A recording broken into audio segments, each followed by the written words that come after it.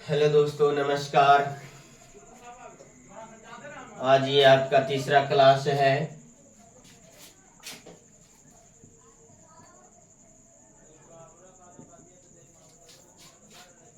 नहीं, तीसरा क्लास है आपका। आज का क्लास आपका तीसरा सेशन है और इसमें हम लोग पढ़ने वाले हैं एनसीईआरटी मैथ का प्रश्नावली 1.2।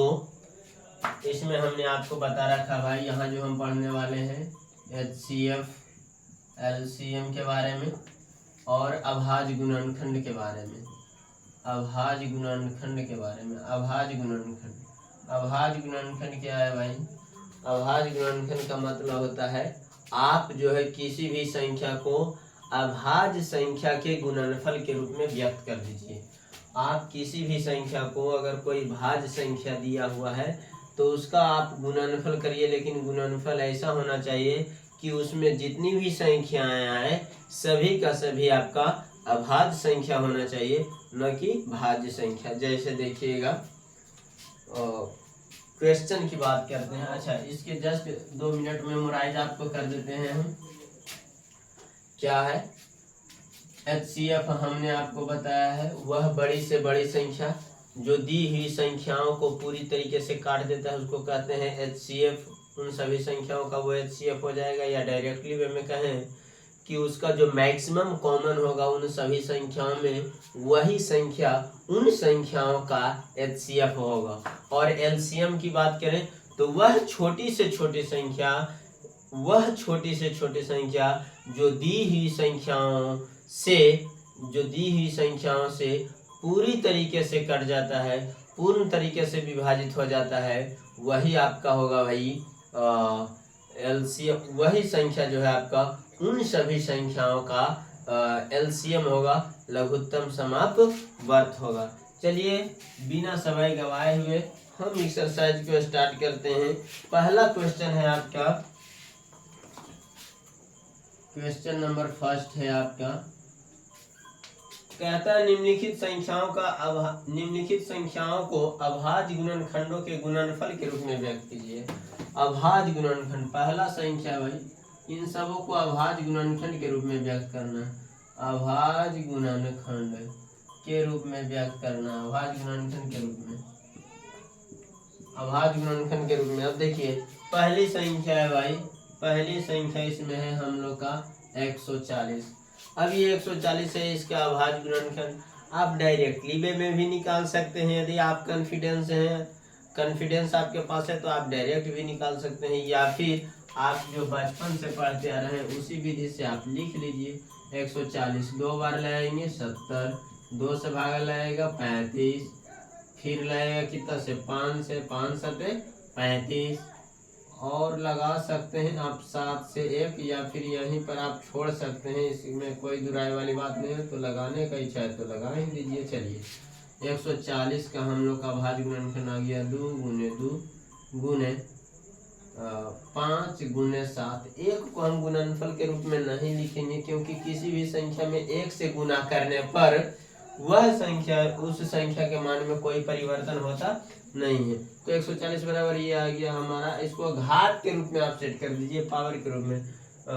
2 को है तो 2 के पावर 2 हो जाएंगे, 5 एगो है, 7 एगो है।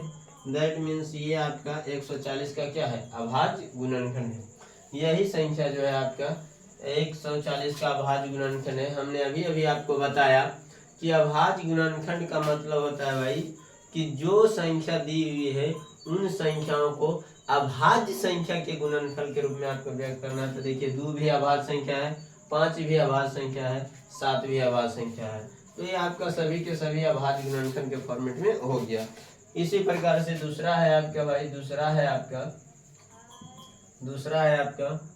156 का भी आप निकालो। 2 से कितना हो जाएगा? 7 दूनी 14, 8 दूनी 16, 2 से 39 दूना 78, 3 से 33 39। तो 156 बराबर आपका आएगा 2 गुना 3 गुना 13। ठीक है ना? 2 दूनी 4, 4 तिया 12, 12 13 56 से। ठीक है, अब इसको आप सेटअप कर दीजिए घात के रूप में। 2 के पावर 2 गुना 3 गुने 13। तो ये आ गया 156 के गुणनखंड के फॉर्मेट में, अभाज्य गुणनखंड के फॉर्मेट में। देखिए ना, सभी की सभी संख्या अभाज्य है, 2 भी अभाज्य, 3 भी अभाज्य, 13 भी अभाज्य। चलिए तीसरा क्वेश्चन है भाई आपका, तीसरा है आपका 38 25 38 25 3825 है, इसका भी निकालिए 3825। चलिए देखिए, अब ये 2 से तो कटेगा नहीं आपका, क्योंकि अंतिम अंक विषम है, तो ये तो काटेगा नहीं। अब 3 से काटने का तरीका क्या है, जोड़ के देखिएगा, 3 से कट गया तो 3 से कट जाएगा, नहीं कटा तो नहीं कटेगा। जैसे 8 3 11, 11 2 13, 13 5 18। और क्या 18 3 से कट रहा है, तो कहिएगा हाँ भाई 3 6 18 कट रहा है, तो ये पूरी संख्या जो है 3 से कट जाएगा। तो 3 से आप इसमें भागा लगा ली, तो 3 एकम 3, 3 9 6, 3 7 21 और 3 पंजे 15। यहाँ फिर से 3 से कट जाएगा क्या, 7 5 12, 12 3 15, हाँ 3 से कट जाएगा। 3 चौके 12, 3 दूनी 6, 3 पचे 15, और 3 से कटेगा क्या, 5 2 7 4 11, नहीं अब कटेगा। अब ये का 5 है, तो 5 से ये कट जाएगा, 5 40, अपा पचे 25, और ये फिर 5 से कट जाएगा, 17 पंजे 85। आप 38 25 बराबर लिख सकते हैं 3 गुना 5 गुना 5 गुने 17। यहाँ 3 का स्क्वायर 5 का स्क्वायर गुने 17, ये आपका आ गया भाई अभाज्य गुणनखंड के फॉर्मेट के रूप में। चलिए बिना समय के आए हुए चौथा की बात करते हैं। ऐसे आप खुद भी बना सकते हैं, ये कोई बड़ी बात नहीं है इसमें। 5005 है भाई, 5005। अब ये तो ना तो 2 से कटेगा, क्योंकि अंतिम अंक इकाई का अंक विषम है, तो 2 से नहीं कटेगा, 3 से भी नहीं कटेगा, क्योंकि जोड़ के 3 से नहीं कट रहा, 5 5 10, 3 से कटता नहीं, तो यह पूरी संख्या जो है 3 से नहीं कटेगा, तो 5 से कट जाएगा, क्योंकि इकाई अंक 5 से कटने का नियम क्या है, इकाई अंक या तो 0 या तो 5। तो यहाँ 5 से कट जाएगा, 5 एकम 5, 0 0 1। अब कितनी बार कटेगा, अब कटेगा देखिए 5 से अब फिर से नहीं कटेगा, 6 से भी नहीं कटेगा, 7 से भागा लगा कर देखिए, 7 एकम 7, 7 चौके 18, 7 से कट जाएगा भाई, 7 एकम 7, 3 बचेगा, उतरेगा 0, 7 21, 7 21, और आप नहीं 7 चौके 28, 30 होगा तो 7 चौके 28, 2 बचेगा, 7 21, फिर आपका 143 कितना बार से कटेगा, 11 से कटेगा क्या, 11 एकम 11, 11 33, हाँ 11 से कट जाएगा। ये 11 एकम 11, 11 तिया 33, और इस प्रकार से आपका 5005 जो है 5005 बराबर आ गया 5 गुने 7 गुने 11 गुने 13। और ये आपका कोई भी घात का एकक है भाई, तो इसको घात के रूप में सेट नहीं करेंगे, यही आपका क्या है अभाज्य गुणनखंड होगा, किसका, 5005 का। चलिए इसी का पहला का 5वां बात करते हैं। इसी का 5वां है, कितना है 74 29, 5 नंबर है भाई, 4 हो गया, 5 74 29। इसका आप करिए 74 29 का कितना हो जाएगा, 3 से लगेगा क्या, 9 2 11 4 15 15 7, नहीं 9 2 11 4 15 7 22, ये तो 3 से नहीं कट रहा। अब 3 से नहीं कट रहा तो क्या करें, 7 4 11 11 2 13 13 9 22, नहीं कट रहा। अब दूसरा सेल लगा करके देखिए, 7 से कट रहा है क्या, 7 एकम 7, 7 छक्के 42, नहीं 3 से भी नहीं कट रहा, 7 से भी नहीं कट रहा, 5 से भी नहीं कट रहा, तो कितने से कटेंगे, 11 से कटेंगे, 11 छक 66, 11 छक 66, आपका बचा कितना, 11 से भागा देकर देखिए आप इसमें, 11 छक 66, आपका 2 1 नहीं 11 छक 66 घट के 8 बचेंगे ना, क्या हम कर रहे थे, भागा भी भुला रहे क्या, आपका कितना घट गया, 11 7 77, 12 में से 7, ये 11 से भी नहीं कटा, तो अब किससे कटेगा, 11 से भी नहीं कट रहा, 13 से काट के देखिए, 13 से काट के देखिए। आपको जब भी चेक करना है ना, तो आप चेक करिए किससे, अभाज्य संख्या से। तो 13 से आप काट के देखिए, तो 13 से लगेगा क्या, 13 5 65 9, 13 7 91, 13 से भी नहीं कट रहा, तो 17 से कट के देखिए, 74 29 17 चौ 68 आपका बचा 6 खत्म और आपका बचा ये फिर 70 51 1 1 70 70 79 हाँ अब क्या कट गया भाई 17 से, तो 17 से कटा कितने बार 4 3 7 फिर कितना से कटेगा, फिर कितना से कटेगा, फिर 17 से कटेगा क्या, 17 दूनी 24 नहीं 17 से नहीं कटेगा, फिर ये 21 से कटेगा, फिर ये आपका कट जाएगा भाई 17 चौ 68 70 51 70 70 79 फिर ये आपका कट जाएगा 19 से कट कर देखो 19 दूनी 38 हाँ 19 से कट जाएगा आपका 19 दूनी 38 2 5 बचेगा 29 57 तो 17 19 23 ये आपका सभी विषम संख्या है। तो 74 29 बराबर आपका आ गया 17 गुने 19 गुना 23 ये आपका आ गया भाई अभाज्य के रूप में। देखिए सभी संख्याएं अभाज्य संख्या है कि नहीं, तो इसको करेंगे ये आपका व्यक्त हो गया भाई अभाज्य गुणनखंड के रूप। 2 नंबर क्वेश्चन कह रहा है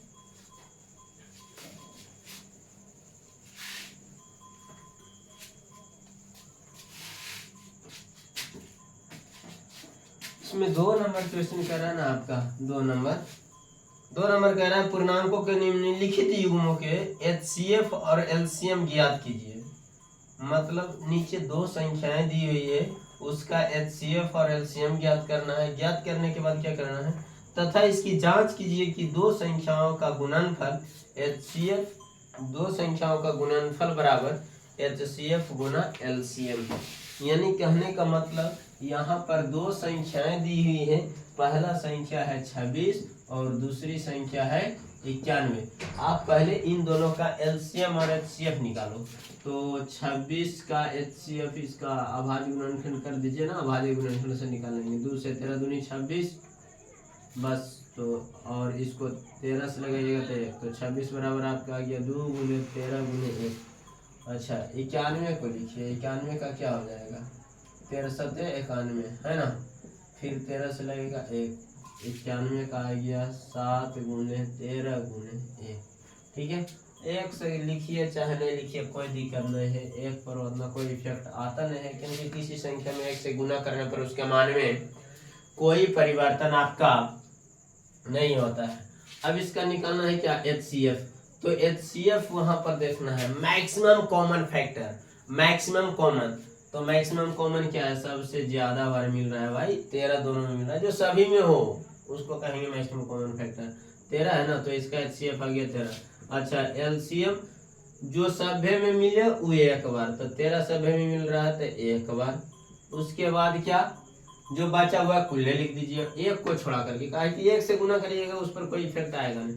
तो बचा हुआ क्या 2 गुना 7। अब इसको गुना कर दीजिए आप, तो गुना करिएगा 13 दूनी 26 26 82 से LCM आ गया आपका कितना 182। अब ये HCF और LCM निकालने के बाद बोल रहा था कि जांच कीजिए कि 2 संख्याओं का माशा, यानी हमको जो है पहली संख्या इसको मानेंगे, पहली संख्या कितना है आपका 26 और दूसरी संख्या कितना है आपका 91। आप किसी को मान सकते कोई दिक्कत नहीं। कहता है संख्याओं का 2 संख्याओं का गुणनफल बराबर होता है HCF गुना LCM का। यानी आपको ये दिखलाना है कि पहली संख्या गुने दूसरी संख्या बराबर LCM गुना HCF। तो चलिए LHS से चल देते हैं। LHS लेफ्ट हैंड साइड, पहली संख्या कितना है भाई 26, दूसरी संख्या कितना है 91। तो आप देखिए यहाँ पर 26 गुना 91 करिए, 26 से कम 26, 26 नामा 2 3 4 है ना, 26 से कम 26, 26 नामा 2 3 4 और 2 बाकी है 2361 आ गया। अब RHS चलिए, RHS कितना है LCM गुना HCF, LCM गुना HCF।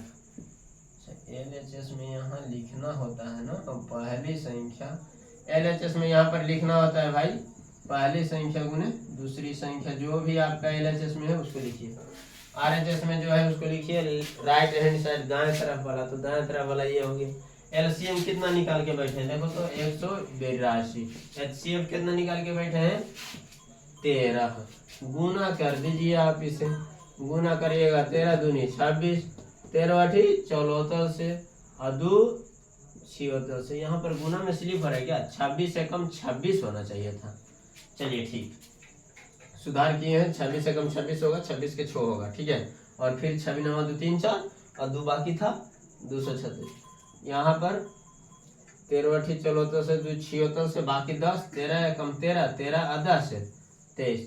तो आपका LHS भी आ गया 2366, RHS भी आ गया 2366। तो यहाँ पर लिखेंगे चूंकि LHS बराबर RHS, यहाँ पर लिख देंगे जांच हुआ। जांच ही ना बोल रहा था, जांच करने के लिए ही बोल रहा था ये, तो यहाँ पर कहेंगे जांच हुआ। जब दोनों बराबर आ गया तो हम कह सकते हैं पहली संख्या गुने दूसरी संख्या बराबर लसा गुने मशक। चलिए इसी में दूसरा क्वेश्चन है भाई, इसी में दूसरा क्वेश्चन, ये एक बन गया आपका, इसी में दूसरा है, 2 का दूसरा की बात करते हैं।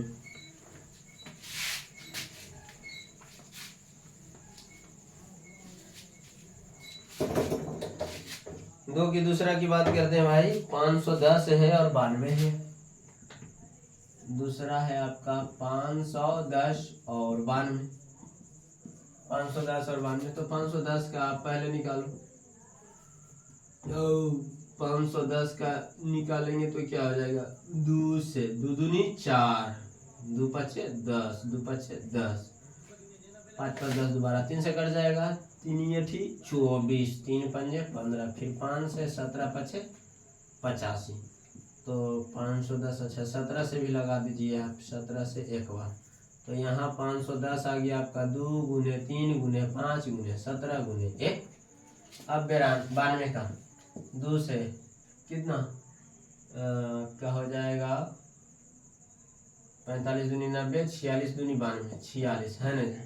फिर आपका आ जाएगा 2 से 23 दूनी 46 बस। तो यहाँ पर 92 का आ जाएगा 2 गुना 23। यहाँ पर कॉमन क्या क्या है, तो कॉमन आपका केवल और केवल कितना है 2। अच्छा 23 से भी लगा दीजिए, नहीं क्या कि हमें लगा है तो में लगा दीजिए आप, है ना। तो यहाँ पर आपका कॉमन कितना है 2 है, तो HCF कितना हो जाएगा 2 ही हो जाएंगे, कितना हो जाएगा 2 हो जाएगा, ठीक है। अब LCM की बात करिए।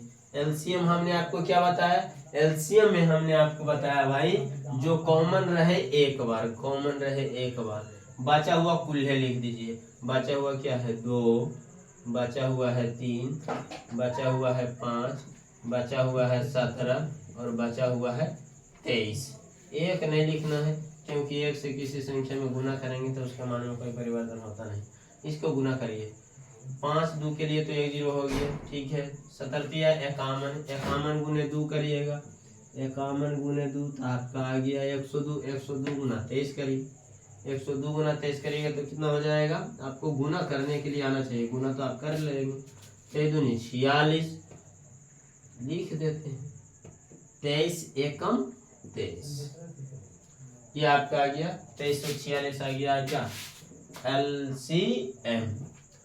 अब इसको जांच करना है, पहली संख्या गुने दूसरी, यहाँ लिख देंगे जांच, पहली संख्या गुने दूसरी संख्या बराबर लसा यानी LCM गुना HCF। तो पहली संख्या 510, दूसरी संख्या 92, है ना। एक ही बार डायरेक्टली में आपको निकाल देते हैं, है ना। तो पहली संख्या 510, दूसरी संख्या 92, LCM कितना, LCM कितना, LCM करने गया भाई, LCM आप क्या आ गया 2346 और HCF कितना 2। गुना कर दीजिए आप, गुना करिएगा तो कितना आ जाएगा आपका, गुना करिएगा तो मिला जुला कर क्या आएगा, 6 दूनी 12, 4 दूनी 8, 1 9, 3 दूनी 6, 2 दूनी 4। आपका गुना करिएगा तो कुछ इस प्रकार से इतना आ जाएगा। उसके बाद इधर भी गुना करिएगा तो आपका आ जाएगा कितना 46 92। ऐसे गुना करिएगा, बताइएगा कहीं लोचा हो रहा है क्या? अच्छा, यहाँ पर जो यहाँ पर गुना करने में स्लिप होल है, एलसीएम निकलेगा आपका 5 दूनी 10, गुना करिएगा तो ये इतनी से कैसे रहेगा, वही लग रहा था। यहाँ पर है वो 0 होगा, यहाँ पर गुना करने में स्लिप होल है, सॉरी यहाँ पर 5 दू जो निकाले थे, 5 दू के लिए 1 0 निकालना होता है, 1 0 बैठा देंगे। गुना करने का मैंने शॉर्ट ट्रिक अपनाए थे कि 5 दू के लिए 1 0, 25 4 के लिए 2 0, ये निकालता है, आप टेंशन नहीं लीजिए। ये आपका 23,460 एलसीएम आ गया। इधर गुना किया 46,920, इधर भी गुना किया 46,920 आपका आ गया। अब देखिए ये क्या हो गया, LHS बराबर हो गया ना RHS के, दोनों तरफ क्या है, बराबर है, तो यहाँ पर हम कहेंगे जांच हुआ। बराबर आ जाए तो कहेंगे जांच हुआ भाई, और यही तो हमको दिखाना था, और ये आपका बनकर क्या है, तैयार है। चलिए यहाँ पर तीसरा क्वेश्चन की बात करते हैं।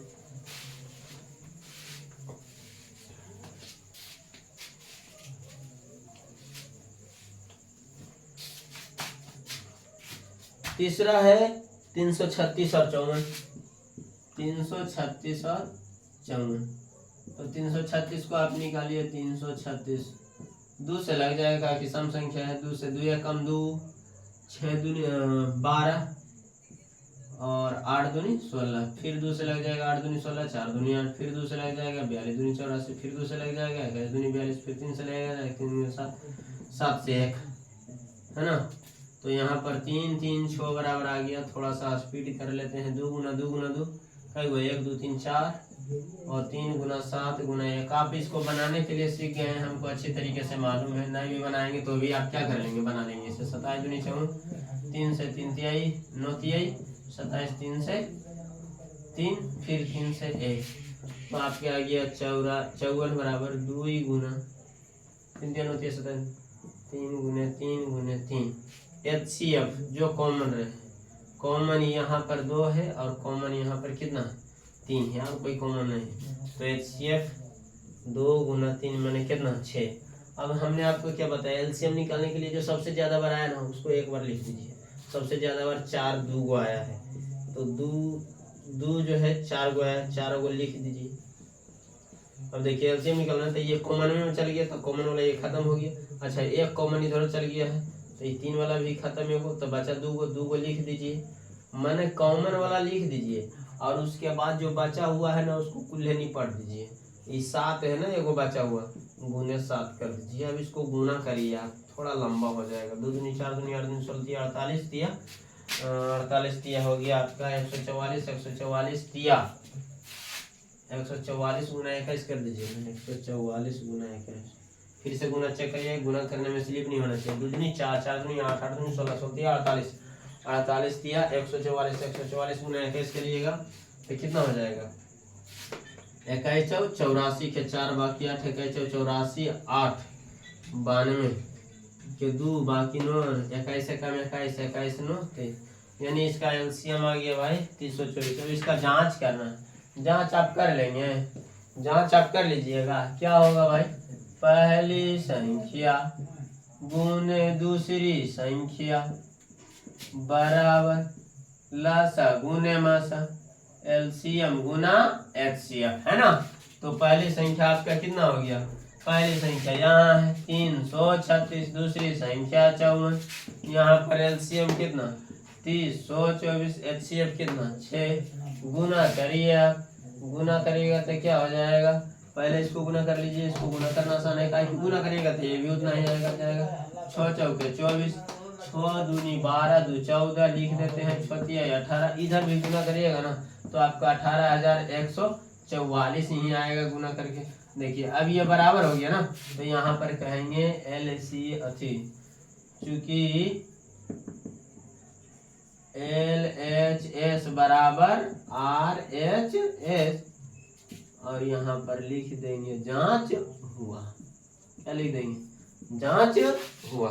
ठीक है, ये 2 नंबर क्वेश्चन आपका बन गया। तीसरा नंबर है ना, अभाज्य गुणनखंड विधि द्वारा निम्नलिखित पूर्णांकों के HCF और LCM ज्ञात करना है। तो LCM और HCF ज्ञात करने के लिए मैंने ई काम खाली छोड़ दिया है, इतना काम फिर से करेला बोला है। डाटा यहाँ पर अलग अलग क्वेश्चन दिया है। अच्छा, ये जो फॉर्मूला है ना, ये लागू होता है भाई दो ही संख्या पर। अगर दो संख्या से अधिक हो गया, तीसरी संख्या हो गया, तो तीन संख्या पर ये लागू आपका होने वाला नहीं है। तो चलिए तीसरे क्वेश्चन की बात करते हैं। तीसरा क्वेश्चन में भी हम लोग को एलसीएम और एचसीएफ ही निकालना है।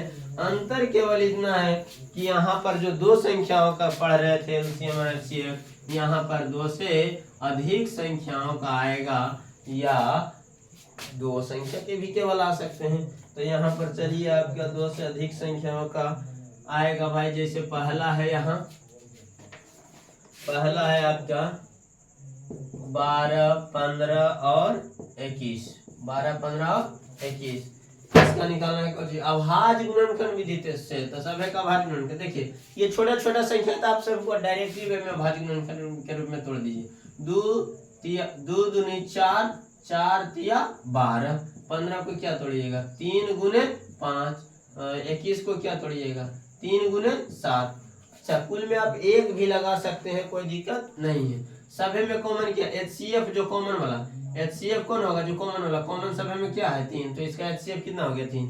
एलसीएम हमने आपको क्या बताया? जो कॉमन रहे एक बार, कॉमन है एक बार, बाकी 3 कहीं भी रहे एगो खत्म। एगो की बात करें, एक बार 3 कॉमन है तो एक बार खत्म। बचा हुआ क्या है? 2 को बचा हुआ है, 5 एगो बचा हुआ है और 7 एगो बचा हुआ है। बस इसको गुना कर दीजिए, एलसीएम आ गया आपका। 5 2 के लिए 1 0, 7 दूनी 14 तिया 42, 420। 420 आपका क्या हो जाएगा एलसीएम? 4 5 2 के लिए 1 0, 3 दूनी 6 7 42। ठीक है, आपका 420 आपके। तो एचसीएफ आ गया 3, एलसीएम आ गया कितना? 420। बस एलसीएम और एचसीएफ ही निकालना था और कुछ नहीं निकालना था। दूसरा है आपका, दूसरा है क्वेश्चन भाई। दूसरा क्वेश्चन है 17, 23 और 29। देखिए ये सभी के सभी अभाज्य संख्या हैं। तो अभाज्य संख्या आपका जितना भी रहे, अभाज्य संख्याएं आपका जितना भी रहे, सभी अभाज्य संख्याओं का अगर एचसीएफ की बात करें, एचसीएफ की बात करें तो उसमें कुछ भी कॉमन नहीं होता है, केवल दो ही गुणनखंड होता है भाई सभी एचसीएफ अभाज्य संख्याओं का। तो उसमें एक तो होता है एक और दूसरा होता है स्वयं। तो एक होता है सभी में भाई, एक क्या होता है? एक होता है सभी में। तो एक ही देखिए, ये सभी के सभी है कौन सी संख्या? अभाज्य संख्या है। तो आप डायरेक्टली यहाँ पर दिमाग में आना चाहिए कि इसका एचसीएफ जो है 1 होने वाला है। देखिए 17 को क्या लिखेंगे? 17 गुना 1। 23 को क्या लिखेंगे? 23 गुना 1। और 29 को क्या लिखेंगे? 29 गुना 1। क्योंकि आप किसी भी संख्या से भाग दीजिए, अभाज्य संख्या 1 और अपने आप के अलावा किसी दूसरे से कटवे ना करेगा। अब इसका एचसीएफ देखिए, एचसीएफ हमने आपको क्या बताया? एचसीएफ हमने आपको बताया जो कॉमन रहेगा। कॉमन कितना है? 1। तो एचसीएफ 1 हो जाएगा। अच्छा, एलसीएम की बात करिए, कुल्ले के गुना कर दीजिए समेट को। 13 गुना 17 गुना 23 गुना 29। अब गुना करना तो थोड़ा सा टफ है, लेकिन करना तो पड़ेगा। चलिए पहले बड़ी वाली को कर लेते हैं। 3 नमा 27, 3 दूनी 6, 9 दूनी 18, 18 6 24, 24 2 26 के 6, बाकी आपके आगे कितना?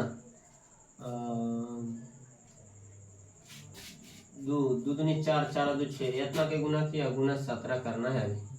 गुने 17, 17 7 19 से कितनो, बाकी कितना? 1। 17 6 नहीं, 17 7 19 से बाकी 11।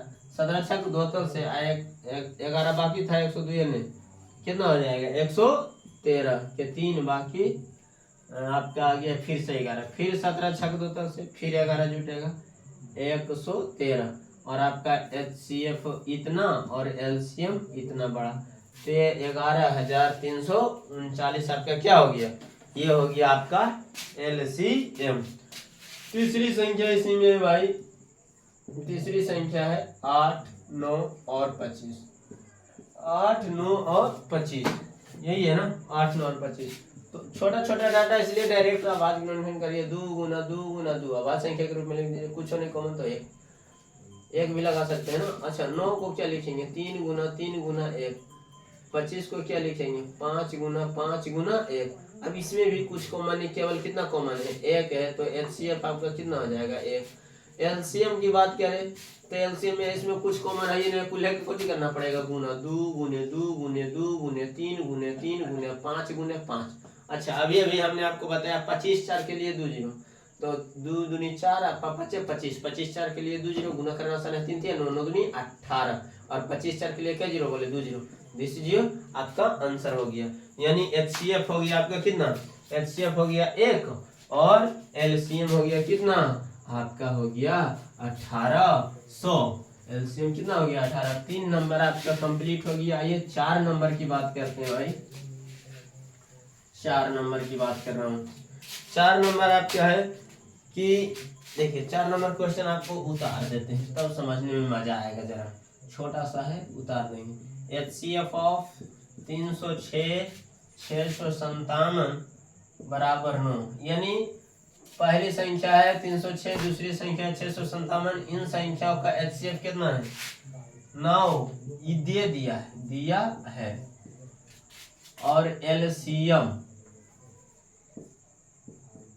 ऑफ 306 657 ज्ञात कीजिए। तो यहाँ पर देखिए क्या बोला है, एचसीएफ ऑफ इतना बराबर है, यानी 306 और 657 का एचसीएफ दे ले इतना, तो आपको ज्ञात करना है क्या एलसीएम ऑफ इतना, माने ये पहली संख्या और दूसरी संख्या का क्या निकालना है एलसीएम निकालना है। तो पहली संख्या यहाँ पर क्या दिया हुआ है पूरा डिटेल में बना देते हैं। पहली संख्या 306, दूसरी संख्या कितना हो जाएगा, दूसरी संख्या आपका आ जाएगा 657, ठीक है। और यहाँ पर दिया है क्या एचसीएफ ना, एचसीएफ हम लोग को दिया भाई, एचसीएफ हम लोग को दिया 9, तो एलसीएम कितना होगा ये पूछा है। तो एलसीएम बराबर फार्मूला आपको याद होना चाहिए। एलसीएम बराबर क्या, पहली संख्या याद करिए, पहला क्लास में ही ये थ्योरी में बता दिए थे, पहली संख्या गुने दूसरी संख्या बटा यानी एचसीएफ, पहली संख्या 306, दूसरी संख्या 657 और एचसीएफ कितना 9, तो ये भी 9 से कट जाएगा, ये भी 9 से कट, 9 से काट दीजिए ना, क्या करो 9 7 63 और 9 3 27, 73 गुना 306 करिए, जितना आया उतना आपका कट हो जाएगा आंसर। तो 306 गुना 73 करिए, 3 से आप गुना कर दीजिए, 3 छक 18, 3 3 9 7 छक 42 और 7 21, आप जोड़ दीजिए कितना हो जाएगा आपका, ये आपका 306 गुना 73 और इसको आप लिखिएगा गुना करके तो जोड़िए तो 8 2 1 3 9 4 13 और 9 4 13 2 2, इतना हो गया आपका कौची एलसीएम ऑफ कितना 306 और 657 का एचसीएफ आ गया आपका कितना भाई 22,338। ये 3 नंबर क्वेश्चन था। 4 नंबर क्वेश्चन कर ये 4 नंबर क्वेश्चन था। 5 नंबर क्वेश्चन कर है ना, 5 नंबर आपका बोल रहा है कि जांच कीजिए कि क्या किसी प्राकृत संख्या n के लिए, क्या बोला है किसी प्राकृत संख्या n के लिए, माने कोई भी प्राकृत संख्या है और वो आपका प्राकृत संख्या n है और n का वैल्यू यहाँ पर आपका कुछ भी हो सकता है, कोई भी प्राकृत संख्या हो सकता है। कहते हैं किसी प्राकृत संख्या n के लिए 6 के पावर n कभी 0 पर समाप्त होगा या नहीं। तो यहाँ पर देखिए, यहाँ पर लैंग्वेज वाला ये क्वेश्चन है भाई, लैंग्वेज बेस्ड क्वेश्चन है। यदि आप लिखना जान गए तो समझिए ये आपका आसान है, किसी प्रकार का भी आपका क्वेश्चन आए तो आप बना सकते हैं। ये 6 के पावर n कभी 0 पर समाप्त होगा कि नहीं, इसी की आपको व्याख्या करना है। तो चूंकि हम जानते हैं, आप जानिए चाहे नहीं जानिए, लेकिन आप जानते हैं लिख दीजिए, चूंकि हम जानते हैं कि क्या जानते हैं किसी भी इकाई अंक, किसी भी संख्या के इकाई अंक में 0 कब आएगा, जब उसका गुणनखंड कितना हो कम से कम 1 2 और 5, कम से कम ये बताओ ना 5 दूनी 10, 1 0 होगा। ये देखो बकलोल भाई कितना है 6, हाँ 6 है ना, तो यहाँ पर 2 गुना 3 2 है, लेकिन 5 है ये ना, तो 2 5 के फॉर्मेट में है ये ना है, तो गुणनखंड आपका 0 का भी समाप्त होगा है। तो यहाँ पर आप पहले लिख दीजिए, चूंकि हम जानते हैं कि किसी संख्या के अंक 0 पर तब समाप्त तब समाप्त होते हैं, तब समाप्त होते हैं जब उनका गुणनखंड, उनमें कम से कम कितना एब है ना 2 गुना 5 के रूप का होता है, रूप का गुणनखंड होता है। अब यहाँ पर लिखेंगे 6 का अभाज्य गुणनखंड, 6 का अभाज्य गुणनखंड निकालिए, 6 का अभाज्य गुणनखंड निकालिएगा तो कितना हो जाएगा, 6 का अभाज्य गुणनखंड निकालिएगा तो क्या हो जाएगा 2 गुना 3। अब देखिए ये 2 के फॉर्मेट में है लेकिन क्या 5 के फॉर्मेट में है नहीं, तो 0 पर समाप्त नहीं होगा। तो यहाँ पर कहेंगे चूंकि अभीष्ट गुणनखंड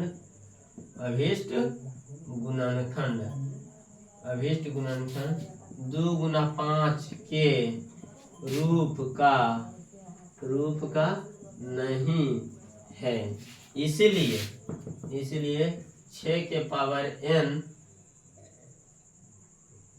जहां, इसलिए n प्राकृत संख्या के लिए, n प्राकृत संख्या के लिए बोला है ना, n प्राकृत संख्या के लिए नहीं, प्राकृत संख्या n बोला है, तो यहाँ पर लिख दीजिए प्राकृत संख्या n के लिए, प्राकृत संख्या n के लिए 6 के पावर n अंक 0 पर समाप्त नहीं होगा, 0 पर समाप्त नहीं होगा। दैट मीन्स ये लैंग्वेज बेस्ड क्वेश्चन था। कहीं पर कोई कैलकुलेशन आया, लैंग्वेज बेस्ड क्वेश्चन है, लैंग्वेज के आधार पर आप यदि लिखना जानते हैं, इसको हमको जो है आपको सेटअप कर देना भाई। 2 के अगर यही पर रहता, आपका रहता मान लिया जाए जैसे आपका रहता 50 और 50 के पावर देता था कौची यानी, तो आपको कहता क्या आप तो ऐसे ही दिख रहा है कि ये ले रहे कितना है अनिकाय अंक 0 है, तो ये भी आपका अंतिम अंक 0 पर समाप्त हो जाएगा।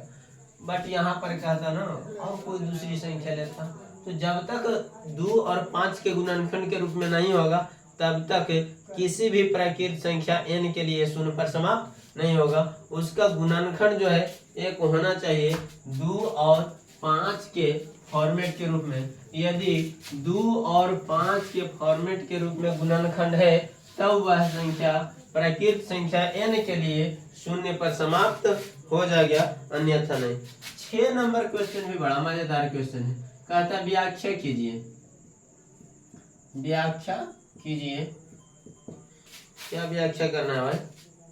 व्याख्या कीजिए कि 7 गुने 11 गुने 13 जोड़ 13 और 7 गुने 6 गुने 5 गुने 4 गुने 3 गुने 2 गुने 1 जोड़ 5 भाज्य संख्याएं,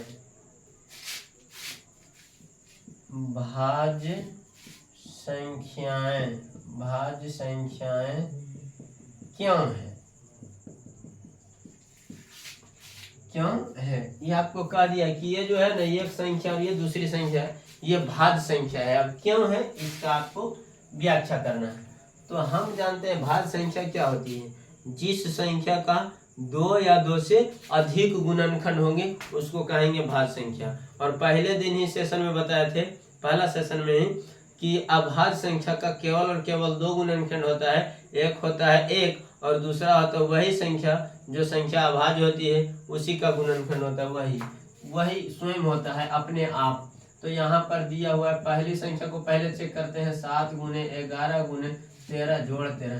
देखिए इतना गुणनखंड के रूप में है लेकिन ये गुणनखंड में ये प्लस आ गया ना, गुणनखंड का मतलब गुणनफल के रूप में होना चाहिए, पॉजिटिव में आ गया, प्लस में आ गया। तो यहाँ से एक पार्ट अलग, यहाँ से एक पार्ट क्या हो गया, अलग हो गया। तो अब यहाँ पर से कॉमन आएगा। देखिए दोनों में कॉमन क्या है 13, तो आप 13 निकालो कोची बाहर, 13 बाहर निकलेगा तो 11 7 गुने 11 बच जाएगा, 13 तो बाहर निकल गया। अब प्लस 13 से भागा 13 में तो कितना हो जाएगा 1। अब इसको जो है आप 11 7 77, 11 7 77 अब गुना कितना 1 है ना, 11 7 77 गुना 1 कर दीजिए। क्वेश्चन ठीक उतरा हुआ है ना, 7 गुने 11 गुने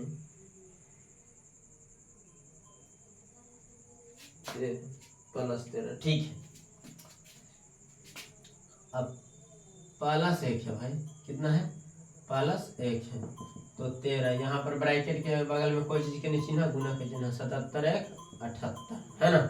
तो यहाँ पर देखिए क्या बोला है, अभाज्य गुणनखंड के ये भाज्य संख्या है, क्यों है तो अगर इस संख्या को हल केला पर इसका गुणनखंड कहीं 2 से ज्यादा हो गया तो वह भाज्य संख्या हो जाएगा। तो 2 को तो ऑलरेडी हो गया, यो देखिए भाज्य संख्या ई कट जाएगा केकरा से, 2 गुना 3 गुना 13, देखिए 2 दिया 6, 13 6 78। देखिए यहाँ पर 2 संख्या से अधिक गुणनखंड है कि नहीं, दिमाग लगाइए भाई, दिमाग लगाने की बात है। यहाँ पर 2 से अधिक संख्या का गुणनखंड है कि नहीं, देखिए 1 संख्या 2 संख्या 3 संख्या 4 संख्या, ये 4 संख्या के गुणनखंड के रूप में हो गया ना। तो यहाँ पर हम कह सकते हैं कि ये जो संख्याएं है वो क्या है, इसलिए 7 गुने 11 गुने 13 जोड़ 13 क्या है, भाज्य संख्या है। क्या है, भाज्य संख्या है, भाज्य संख्या है, क्योंकि इसके कितना, क्योंकि इसके 2 से अधिक गुणनखंड, 2 से अधिक गुणनखंड है। हमको लगता है ना, दूसरा आप खुद चेक कर सकते हैं। अच्छा चलिए दूसरा भी हम बना ही देते हैं। दूसरा क्या है, 7 गुने 6 गुने 5 गुने 4 गुने 3 गुने 2 गुने 1 का प्लस 5। देखिए यहाँ से ये टर्म में है, गुना के फॉर्मेट में है, कोई दूसरा वैल्यू ये अलग है। तो इन सब में से देखिए कि कॉमन क्या है, जो दोनों में एक पार्ट यहाँ तक और दूसरा पार्ट ये, तो दोनों में कॉमन कितना 5, तो 5 को आप निकाल लीजिए बाहर, बचेगा क्या 7 गुने 6 गुने 4 गुने 3 गुने 2 गुने 1 अब प्लस कितना 1 है ना। अब इसको गुना कर दीजिए, 6 7 42, द्वितीया नहीं 6 6 चौके 24, 24 गुना 42 करिए, 24 गुना 42 करिएगा तो कितना आ जाएगा, 24 दूनी 48, 24 96 और 4 100, 1008, 1008 अब प्लस 1 है ना। तो आपका आ गया 5 गुने 1001 1008 और 1001 कितना हो जाएगा 1009। 1009 को गुना के फॉर्मेट में सेट होगा ये, गुना करने में कहीं पर दिक्कत नहीं ना हुआ है। द्वितीय 6 6 चौके 24, 6 7 42, 24 और 42 को गुना करिए, 24 दुनिया 48, 24 96 400 ठीक है प्लस 1।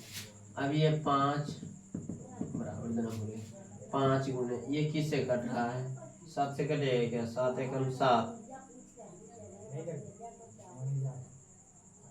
3 नहीं कटेगा, 7 से 13 से कटिए, 13 7 91 नहीं 11 से 99, 11 से भी नहीं कट रहा, कट किससे रहा है।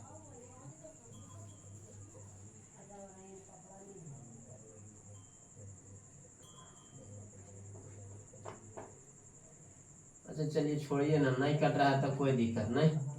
यहाँ पर गुना के फॉर्मेट में कितना 1 भी तो है, तो यहाँ पर आपका ये भी दिमाग लगा सकते हैं, यहाँ भी आप दिमाग लगा सकते थे कि इतना बड़ा नहीं करके यहाँ पर हमको कितना गुणनखंड चाहिए था 2, यहाँ पर 1 2 और गुना वो बगल में आता कितना 3, तो एगो 1 होना चाहिए, एगो स्वयं होना चाहिए, ढेर सा बढ़ गया है ना। तो 2 से अधिक संख्याओं के रूप में गुणनखंड के रूप में है, तो इस वजह से यहाँ भी 2 से अधिक संख्याओं के गुणनखंड के रूप में है, तो यहाँ पर भी लिखेंगे चूंकि 7 गुने 6 गुने 5 गुने 4 गुने 3 गुने 2 गुना 1 प्लस 5 भाज्य संख्या है, भाज्य संख्याएं हैं, भाज्य संख्या है, भाज्य संख्या है, क्योंकि इसके कितना, क्योंकि इसके 2 से अधिक गुणनखंड है, 2 से अधिक गुणनखंड है ना। तो यहाँ पर आपका ये इस प्रकार से 6 नंबर क्वेश्चन जो है आपका कंप्लीट हो गया। और इस एक्सरसाइज का एक लास्ट क्वेश्चन है, कहता है किसी खेल के मैदान के चारों ओर एक वृत्ताकार पथ है। चलिए भाई, आपको एक वृत्ताकार ट्रैक बना ही देना है। एक रास्ता है, खेल के मैदान है, उस खेल के मैदान के चारों ओर एक गोलाकार यानी वृत्ताकार रास्ता है भाई। पथ, पथ मतलब क्या होता है? रास्ता। पथ मतलब क्या होता है? रास्ता। एक गोलाकार रास्ता है, ठीक है, गोलाकार पथ है, ठीक है। और इसके बाद क्या बोला है ना कि किसी खेल के मैदान के चारों ओर एक वृत्ताकार पथ है। इस मैदान का एक चक्कर लगाने में सोनिया नाम की लड़की जो है 18 मिनट, अगर ये सोनिया है, मान लीजिए आपका क्या है, सोनिया है, ये सोनिया है, और ये जो है एक चक्कर लगाने में, ये दौड़ती है, इसको एक चक्कर लगाने में जो है आप क्या 18 मिनट का समय लेते हैं। ये सोनिया है 18 मिनट का, S for Sonia, Sonia 18 minute का समय लेते हैं। कितना मिनट? 18 मिनट का समय लेती है भाई, ध्यान से समझिएगा। कहता है जबकि इसी मैदान का एक चक्कर लगाने में रवि, एगो रवि है, रवि नाम का भी एक लड़का है भाई। चलिए, ये आपका क्या है, कौन है? रवि। ये कितना मिनट लेता है? 12 मिनट का समय लेता है एक चक्कर काटने में। कितना मिनट का समय लेता है? 12 मिनट का समय लेता है। कहता मान लीजिए वे दोनों एक ही स्थान और एक ही समय पर चलना प्रारंभ करें। कहता आप मानिए कि ये रवि और सोनिया जो है एक ही स्थान से, चलिए हम यहाँ से दोनों को शुरू करेंगे, एक ही स्थान से और एक ही समय, एक ही स्थान से और एक ही समय दौड़ना क्या करें? प्रारंभ करें। तो आप बताओ, एक ही स्थान और एक ही समय पर चलना प्रारंभ करके एक ही दिशा में चलते हैं, एक ही दिशा में चलते हैं। इन की हो गया एन से, हो गया एन, ना, दोनों एक ही दिशा में। दाएं चल दौड़ रहा है तो दोनों दाएं, बाएं दौड़ रहा है तो दोनों बाएं दौड़ रहा है। कह रहा है तो कितने समय बाद वे पुनः प्रारंभिक स्थान पर मिलेंगे? कितना समय के बाद ये शुरू जहां मिला था वहां पर फिर से मिलेगा? तो देखिए, सोनिया कितना देरी में एक चक्कर लगाती है? 18 मिनट में। और रवि कितना? 12 मिनट में। मतलब ये कम समय ले रहा है, मतलब ये तेजी में दौड़ रहा है, ये जल्दी जल्दी मारेगा गोला, ये देरी से मारेगा, है ना।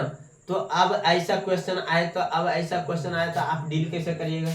तो जब भी आपको ऐसा क्वेश्चन आए तो हम 6 क्लास में यहाँ पर ऐसा क्वेश्चन बच्चों को पढ़ाए हैं, एनसीईआरटी मैथ में देखिएगा, ये 6 क्लास के एनसीईआरटी बुक में भी ऐसा क्वेश्चन है। तो यहाँ पर आप इस प्रकार का जब भी क्वेश्चन आए कि वे पुनः कब मिलेंगे, वे पुनः कब मिलेंगे, या एक स्थान से शुरू करें, जहां से शुरू किया फिर से वहीं पर ही पहुंचने के लिए कितना समय लगेगा, दोनों को कितना समय के बाद दोनों एक स्थान पर मिलेगा, तो इसका निकालिए एलसीएम। क्या निकालिए? एलसीएम। तो यहाँ पर ए को लेता है 18 मिनट, ए को लेता है कितना? 12 मिनट। इन दोनों का निकालिए कौन चीज? एलसीएम। एलसीएम ऑफ 18 एंड 12, यानी 18 का निकालिएगा तो 2 गुना 3 गुना नहीं, 2 तिया 6 तिया 18, ठीक है। 12 का निकालिएगा तो 2 गुने 2 और गुना 3। एलसीएम जो कॉमन हो वो लिखिए पहले, तो है ना। तो एलसीएम आपका आ गया 2 गुना, फिर 2 एगो है, फिर 2 को 3 है, गुना 3, 2 दूनी 4, 4 तिया 12, 12 तिया 36, यानी 36 मिनट के बाद, 36 मिनट, कितना? 36 मिनट के बाद जो है वे दोनों फिर से यहाँ पर क्या हो जाएगा? मिल जाएगा। जैसे मान लीजिए दोनों दौड़ना शुरू किया 10 बजे, तो 10:36 पर दोनों फिर से यहीं पर मिलेगा, ठीक है। तो इस प्रकार से आपका प्रश्नावली 1.2 जो है भाई समाप्त हुआ, और अगले सेशन में हम लोग चलेंगे प्रश्नावली 1.3। उसके पहले कुछ थ्योरी वगैरह है तो उसके बारे में जान लेंगे, परिमेय और अपरिमेय के बारे में क्या है वो, और उसके बाद हम प्रश्नावली चालू करेंगे 1.3। तब तक के लिए इस सेशन को यहाँ पर समाप्त किया जाता है। और यदि आपको ये पढ़ाया हुआ समझ में आता है तो कमेंट करिए, अगर अच्छा लगे तो कमेंट करिए कि हाँ हमें अच्छा लग रहा है, तो आप हमें बताते रहिए, सजेशन देते रहिए कि हाँ ठीक ठाक चल रहा है। और अगर अच्छा लगे तो अपने दोस्तों को भी बताइए, अपने दोस्तों के साथ शेयर करिए, और अगर और अच्छा लगता है तो मन करे तो लाइक कर दीजिए। क्या करें, लाइक करिएगा तो हमको जोश खरोश आएगा, है ना, और अच्छी तरीके से लगन से और मेहनत करेंगे। अभी शुरुआती पीरियड बनाने में तो थोड़ा बहुत दिक्कत भी होगा बोलने में, बट दिक्कत में इसको सुधारने का प्रयास किया जाएगा। बोलने में जो भी थोड़ा बहुत स्लिप वगैरह होता है तो उसको सुधारने का प्रयास करेंगे, क्योंकि यहाँ पर अकेले सब कुछ करना पड़ता है ना, कोई कुछ रहता नहीं है भाई, तो अकेले सब कुछ करना पड़ता है। तो इस वजह से जो है यहाँ पर वीडियो बनाने में थोड़ा बहुत अगर परेशानी होती है तो उसको आप मेंटेन करिएगा। समझ में आता है तो कमेंट करके ज़रूर बताएं। वीडियो कैसी लगी, अच्छी लगी हो तो कमेंट में ज़रूर बताएं कि ठीक ठाक है, और वीडियो और अच्छी लगी हो तो हमारे चैनल को लाइक करिए, सब्सक्राइब करिए और अपने दोस्तों के साथ इसको शेयर करिए। तब तक के लिए जय हिंद।